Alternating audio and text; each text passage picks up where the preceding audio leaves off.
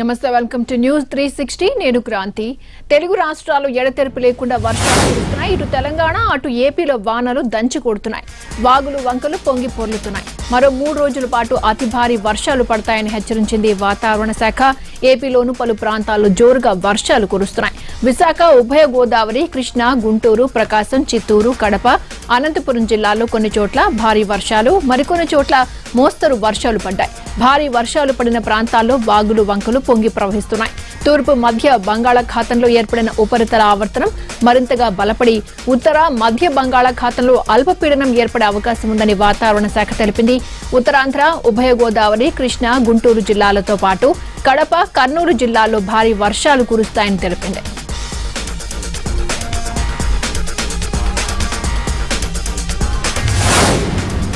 శ్రీకాకుళం జిల్లాలో ఎడతెరిపి లేకుండా ఓ మోస్తరు వర్షం కురుస్తోంది ఇచ్చాపురం సోంపేట కంచిలి కవిటితో పాటు పలాస టెక్కలి పాతపట్నం నియోజకవర్గాల్లో ఈ ఉదయం నుంచి వర్షం దంచి కొడుతోంది దీంతో పలు చోట్ల రోడ్లు జలమయమయ్యాయి టెక్కలిలో భారీ వర్షం దెబ్బకు డ్రైనేజీలు పొంగి పొర్లుతున్నాయి భారీ వర్షం కారణంగా శాసనం గ్రామంలోని ప్రభుత్వ ప్రాథమిక పాఠశాల జలమయమైంది తరగతి గదుల్లోకి నీరు చేరడంతో పాఠశాలకు అధికారులు సెలవు ప్రకటించారు అలాగే టెక్కలిలోని సంతోషి మాత ఆలయంలో వర్షపు నీరు నిలిచిపోయింది మరో 48 గంటల పాటు కొనసాగే అవకాశం ఉండటంతో అధికారులు అప్రమత్తమవుతున్నారు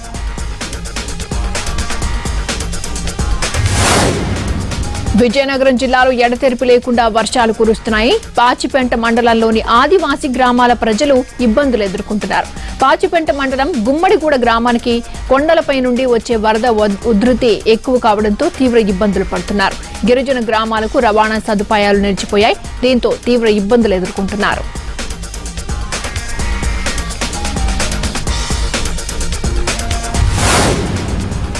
తూర్పుగోదావరి జిల్లాలో వర్షాలకు మన్యంలోని వాగులు వంకలు పొంగి పొర్లుతున్నాయి లోతట్టు ప్రాంతాలు నీట మునిగాయి దీంతో గిరిజనులు తీవ్ర ఇబ్బందులు ఎదుర్కొంటున్నారు పలు అనారోగ్య సమస్యలు ఎదుర్కొంటున్నారు 3 రోజుల పాటు వర్షాలు కురుస్తాయని వాతావరణ శాఖ హెచ్చరికల కారణంగా గిరిజనుల్లో భయాందోళనలు నెలకొన్నాయి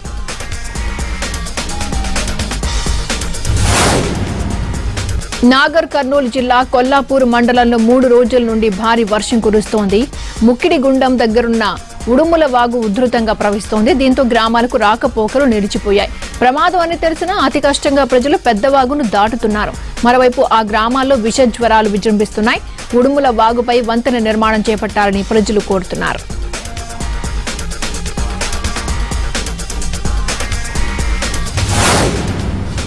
కొమరం భీం జిల్లాలోని పలు ప్రాంతాల్లో భారీ వర్షం కురుస్తోంది కౌటాలలో 67.3 మిల్లీమీటర్ల వర్షపాతం నమోదు కాగా చింతలమానేపల్లి మండలం రవీంద్రనగర్లో 54.8 మిల్లీమీటర్ల వర్షపాతం నమోదైంది వర్షం కారణంగా చింతలపాటి వాగు ఉప్పొంగి ప్రవహిస్తోంది కౌటాల రవీంద్రనగర్ మధ్య రాకపోకలు నిలిచిపోయాయి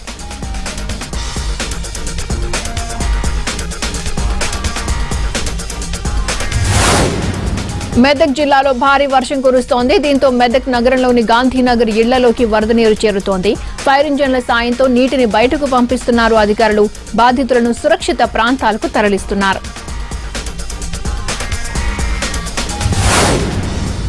గుంటూరు జిల్లా వేమూరు నియోజకవర్గంలో తెనాలి ఆర్టీసీ డిపోకు చెందిన బస్సుకు త్రుటిలో ప్రమాదం తప్పింది పెదరావూరు వద్ద కాలువ అంచులోకి ఒరిగిపోయింది తెనాలి నుండి ప్రయాణికులతో భట్టిప్రోలు వెళ్తుండగా ఈ ఘటన జరిగింది డ్రైవర్ అప్రమత్తతతో ప్రమాదం తప్పింది రహదారిపై గోతుల కారణంగా ప్రమాదం చోటు చేసుకుంది 28 మంది ప్రయాణికులు సురక్షితంగా బయటపడ్డారు క్రేన్ సహాయంతో బస్సును ఆర్టీసీ అధికారులు పక్కకు లాగుతున్నారు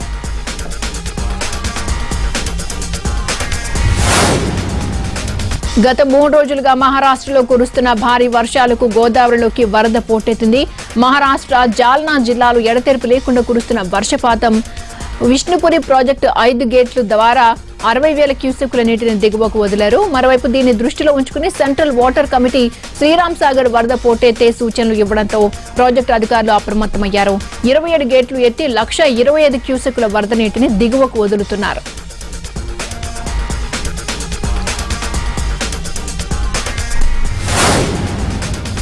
మూసీ ప్రాజెక్టుకు క్రమక్రమంగా వరద ప్రవాహం పెరుగుతోంది. దీంతో ప్రాజెక్టులోకి భారీగా వరద నీరు వచ్చి చేరుతోంది. అధికారులు ప్రాజెక్టు 5 గేట్లు ఎత్తి దిగువకు నీటిని విడుదల చేశారు. మూసీ ఇన్ఫ్లో అవుట్ఫ్లో 9343 క్యూసెక్కులుగా కొనసాగుతోంది. మూసీ పూర్తి స్థాయి నీటి నిల్వ 4.46 టీఎంసీలు కాగా ప్రస్తుతం 3.62 టీఎంసీలు ఉంది.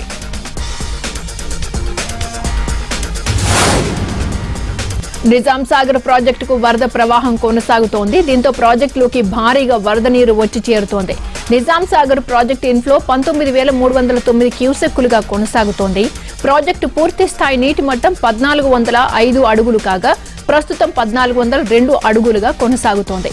నిజాం సాగర్ పూర్తి స్థాయి నీటి సామర్థ్యం 17 టీఎంసీలుగా ఉండగా ప్రస్తుతం 13.696 టీఎంసీలుగా ఉంది.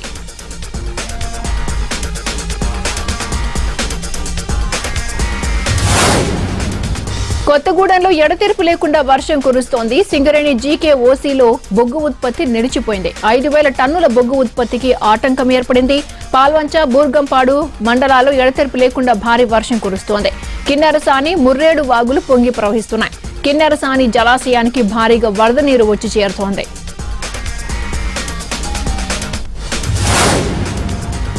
వరుసగా కురుస్తున్న వర్షాలకు హిమాచల్ ప్రదేశ్ లో కొండ చర్యలు విరిగిపడుతున్నాయి. సిమ్లా జిల్లాలోని జియోరీ ప్రాంతంలో రహదారిపైకి కొండ చర్యలు పడ్డాయి. దీంతో 5వ నెంబర్ జాతీయ రహదారులు రాకపోకలు నిలిచిపోయాయి. ఎలాంటి ప్రాణ నష్టం గానీ ఆస్తి నష్టం గానీ జరగలేదు.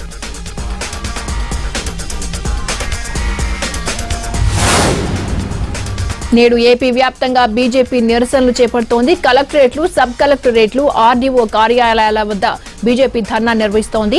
వినాయక విగ్రహాల ఏర్పాటుకు అనుమతి ఇవ్వాలని డిమాండ్ చేస్తున్నారు. కర్నూలు, విజయవాడలో విశ్వ హిందూ పరిషత్ ఆందోళనకు దిగింది. కోవిడ్ పేరుతో గణేష్ మండపాలకు అనుమతి నిరాకరణపై వారు మండిపడుతున్నారు. వైసీపీ సభలు, సమావేశాలకు కోవిడ్ ఆంక్షలు గుర్తుకు రావా అని ప్రశ్నిస్తున్నారు.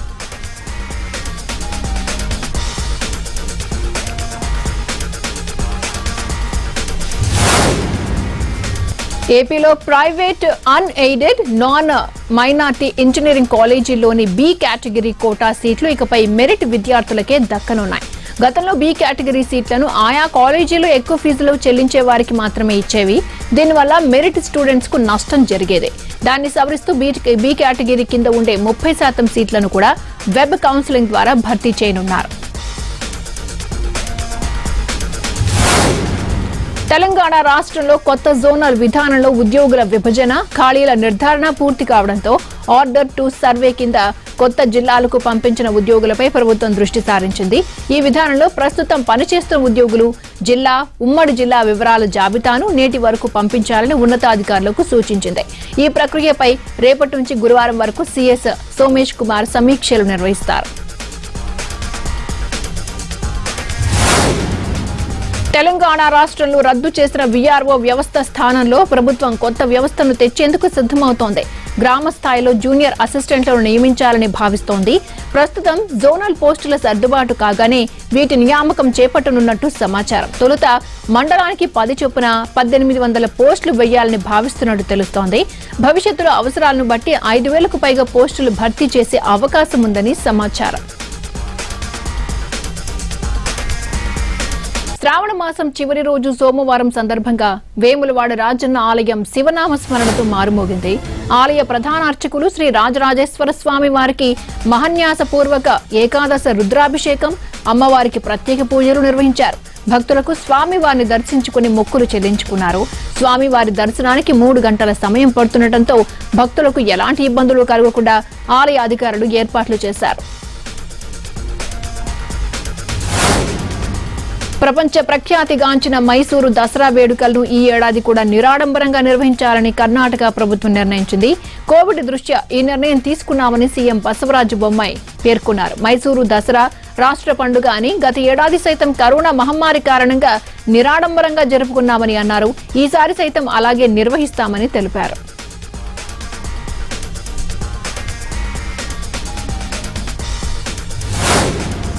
కార్వి స్టాక్ బ్రోకింగ్ సంస్థ వ్యవహారంలో మనీ లాండరింగ్ పై విచారణ చేపట్టేందుకు ఈడీ రంగంలోకి దిగింది.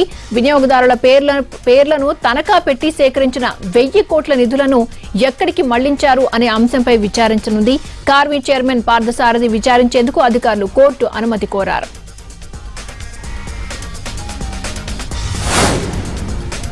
కృష్ణా జిల్లా నందిగామ పట్టణం రైతుపేటలో దొంగలు బీభత్సం సృష్టించారు.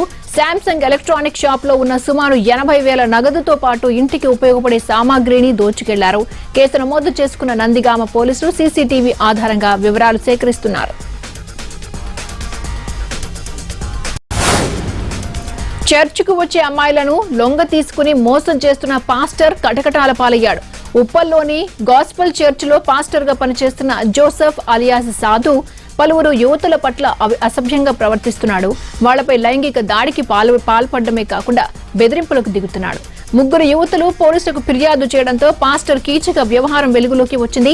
ఆ పాస్టర్ను కఠినంగా శిక్షించాలని బాధితులు డిమాండ్ చేస్తున్నారు.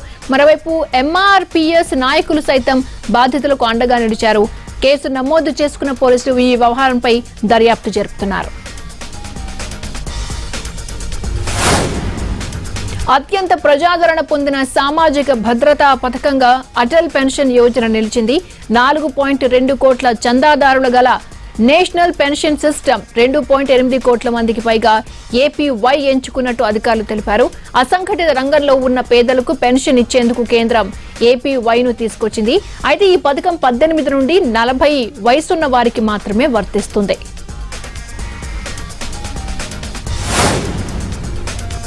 జేఈఈ మెయిన్స్ స్కామ్ పై కాంగ్రెస్ నేత రాహుల్ గాంధీ స్పందించారు. ఇంజనీరింగ్ లో ప్రవేశానికి కష్టపడి చదివిన విద్యార్థులకు న్యాయం జరిగేలా చూడాలని కేంద్రాన్ని డిమాండ్ చేశారు. పారదర్శకమైన పరీక్షను విద్యార్థులు కోరుకుంటున్నారని ట్వీట్ చేశారు ఆయన. అయితే హర్యానాలోని సోనేపట్ కేంద్రంలో జరిగిన జేఈఈ శాక్ పై సిబిఐ దర్యాప్తు ముమ్మరం చేసింది. అక్కడి సాంకేతిక పరికరాలను హ్యాక్ చేసినట్టు గుర్తించింది. కాంగ్రెస్ పార్టీ నేత రాహుల్ గాంధీ ఈ నెల 9, 10 తేదీల్లో జమ్మూ పర్యటనకు వెళ్లనున్నారు. రియాజీ జిల్లాలోని త్రికూట పర్వత శ్రేణుల్లో ఉన్న మాతా వైష్ణోదేవి ఆలయాన్ని ఆయన సందర్శించబోతున్నారు. జమ్మూ కాశ్మీర్లో రాహుల్ పర్యటించడం ఇది రెండోసారి. ఈ సందర్భంగా రాహుల్ గాంధీ జమ్మూ డివిజన్ కాంగ్రెస్ పార్టీ కార్యకర్తలను ఉద్దేశించి ప్రసంగించనున్నారు. Welcome back. సాగు చట్టాలకు వ్యతిరేకంగా ఆందోళన చేస్తున్న రైతులకు బీజేపీ ఎంపీ వరుణ్ గాంధీ మద్దతు ప్రకటించారు. రైతుల బాధలను కేంద్రం అర్థం చేసుకోవాలని అన్నారు. కిసాన్ పంచాయత్లను ఆయన సమర్థించారు. రైతులతో సంప్రదింపుల ప్రక్రియను కేంద్రం తిరిగి జరపాలని సూచించారు. లక్షలాది మంది రైతులు ముజఫర్ నగర్ లో నిరసనలకు సమావేశమయ్యారని అన్నారు. రైతులతో సంప్రదింపులు జరపాల్సిన అవసరం ఉందని ట్విట్టర్ వేదికగా తెలిపారు. వారి అభిప్రాయాలను పరిగణలోకి తీసుకుని సమస్య పరిష్కారానికి కృషి చేయాలని వరుణ్ గాంధీ తెలిపారు. మహారాష్ట్రలో కరోనా కేసులు పెరుగుతున్న కారణంగా దేవాలయాలు తెరవాలని ప్రతిపక్షాలు ఆందోళన చేయవద్దని సీఎం ఉద్ధవ్ ఠాక్రే కోరారు. గత ఏడాది పండుగల తర్వాత కేసుల సంఖ్య పెరిగిందని గుర్తు చేశారు. ఎక్కువ మంది ప్రజలు ఒకే చోట గుమిగూడవద్దని, తప్పనిసరిగా మాస్క్ ను ధరించాలని సూచించారు. కరోనా వ్యాక్సిన్ తీసుకున్న వారు కూడా మాస్క్ ధరించాలని పేర్కొన్నారు.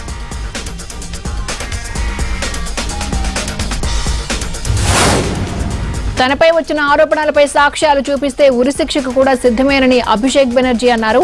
తనకు వ్యతిరేకంగా ఎలాంటి రుజువులను ప్రజల ముందుకు ఎందుకు తీసుకురాలేకపోతున్నారని ఆయన ప్రశ్నించారు. కోల్ స్కామ్ కేసులో భార్య రుజీరా బెనర్జీతో పాటు అభిషేక్ బెనర్జీకి ఈడీ ఇటీవల సమన్లు జారీ చేసింది. దీంతో ఇవాళ ఆయన ఈడీ ఎదుట హాజరు కానున్నారు. ఎలాంటి విచారణ అయినా ఎదుర్కొనేందుకు తాను సిద్ధంగా ఉన్నానని అభిషేక్ బెనర్జీ తెలిపారు.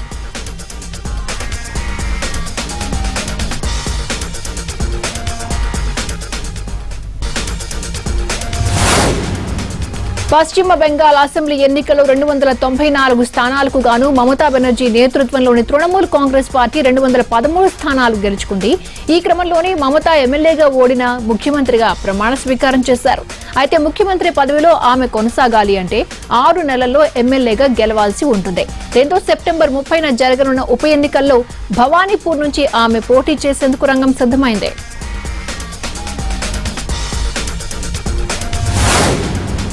ఎన్సీపీ అధ్యక్షుడు శరద్ పవార్ కేంద్ర ప్రభుత్వంపై సంచలన వ్యాఖ్యలు చేశారు. కేంద్ర ప్రభుత్వం రైతుల సమస్యలను పట్టించుకోకపోవడంతోనే రైతుల వ్యవసాయ ఉత్పత్తులకు గిట్టుబాటు ధరలు మరింతగా క్షీణిస్తున్నాయని ఆరోపించారు. యూపీఏ ప్రభుత్వ హయాంలో 10 ఏళ్ల పాటు కేంద్ర వ్యవసాయ శాఖ మంత్రిగా ఉన్నానని, అప్పట్లో రైతుల వ్యవసాయ ఉత్పత్తులకు గిట్టుబాటు ధరలు లభించేవన్నారు. ప్రస్తుతం రైతులు ఎన్నో సమస్యలను ఎదుర్కొంటున్నారని, వ్యవసాయ ఉత్పత్తుల గిట్టుబాటు ధరలు మరింత దిగజారాయని ఆవేదన వ్యక్తం చేశారు. ఇప్పటికైనా కేంద్ర ప్రభుత్వం మేలుకొని రైతుల సమస్యలు పరిష్కరించాలన్నారు.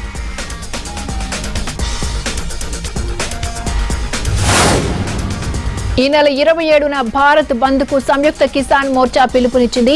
సాగు చట్టాలకు వ్యతిరేకంగా సాగిస్తున్న రైతు ఆందోళనలకు కిసాన్ మోర్చా సారథ్యం వహిస్తోంది. కిసాన్ సహా పంచాయతీలో రైతు నేతలు భారత్ బంద్ కు పిలుపునిచ్చారు. పంజాబ్, హర్యానా, మహారాష్ట్రతో సహా 17 రాష్ట్రాలకు చెందిన 300 మందికి పైగా యూనియన్ల రైతులు పెద్ద ఎత్తున హాజరై సంఘీభావం చాటారు. సాగు చట్టాలను అతి కొద్ది మంది రైతులే వ్యతిరేకిస్తున్నారని కేంద్రం చెప్తోందని, సభకు వచ్చిన రైతులను చూస్తే అర్థమవుతుందని అన్నారు. పార్లమెంట్లో కూర్చునే వాళ్లకు వినపడేలా రైతు ఉద్యమం నిర్వహిస్తామని నాయకులు తెలిపారు.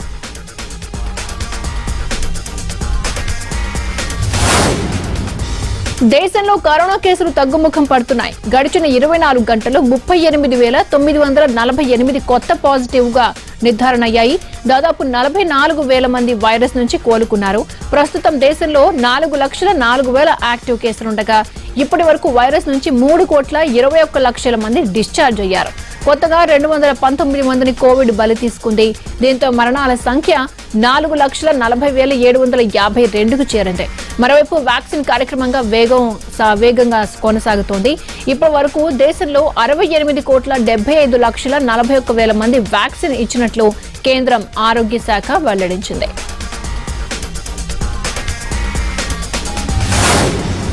అంతర్జాతీయ మార్కెట్లో నకిలీ కోవిషీల్డ్ టీకాలను అక్రమార్కులు వ్యాప్తి చేస్తున్నారన్న వార్తల కారణంగా కేంద్ర ప్రభుత్వం దీనిపై దృష్టి సారించింది. ఈ అంశంపై రాష్ట్రాలను అప్రమత్తం చేసింది. దేశంలో వినియోగంలో ఉన్న కోవిడ్ టీకాలు నిజమైనవా కావా అనేది తేల్చేందుకు కొన్ని మార్గదర్శకాలు జారీ చేసింది. కోవిషీల్డ్, కోవాక్సిన్, స్పుత్నిక్ వి వ్యాక్సిన్ల తయారీదారుల నుంచి సేకరించిన సమాచారం ఆధారంగా వీటిని రూపొందించినట్టు కేంద్ర ఆరోగ్య శాఖ తెలిపింది.